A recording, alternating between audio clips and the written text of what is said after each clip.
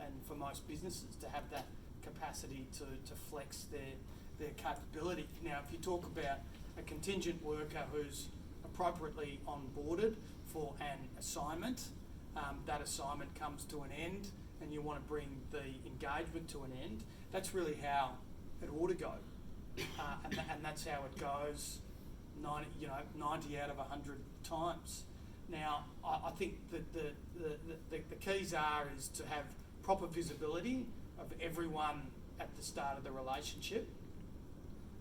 You then monitor the relationship. I think you mentioned in your question, Paul, that maybe the assignment changed in the course of it. Let's use that as a hypothetical because it's a good one. Sometimes assignments do change, but that doesn't mean that the fundamental character of the contingent work arrangement has changed. But it ought to be updated.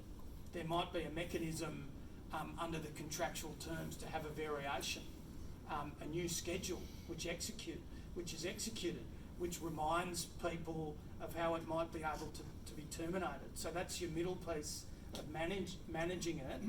And then when you come to the end piece, that should be pretty straightforward.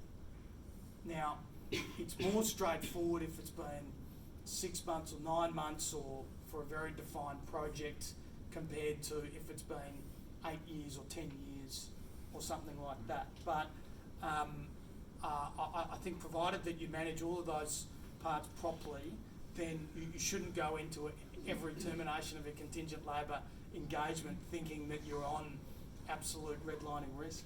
Can I say to this?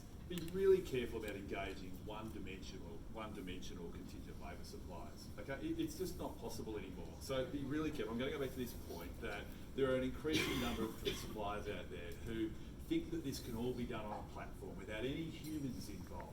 It's bullshit.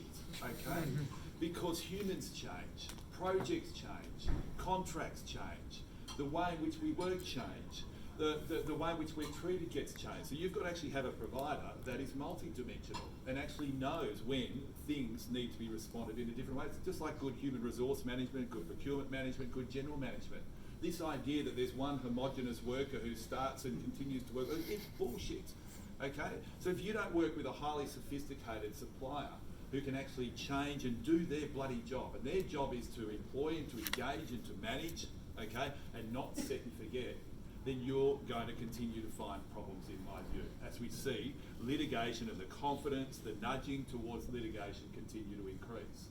So work with a provider that is genuinely knows what they're doing and how they can adapt. So again, we developed a program called StaffSure. So if you want to look at staffsure.org, it's basically to go out there and assess suppliers against 6 key criteria. Fit and proper people, fair work, immigration, work health and safety, financial assurances. That's just a starting point to make sure that they're not selling you a pup. The reality is that if you're going to go out there and use these one-dimensional sort of whiz-bang, we're better than the agency because we charge half the rate. There's a reason they're charging half the rate, because they don't have and they're not investing in the people in the organisation that can actually keep you out of jail.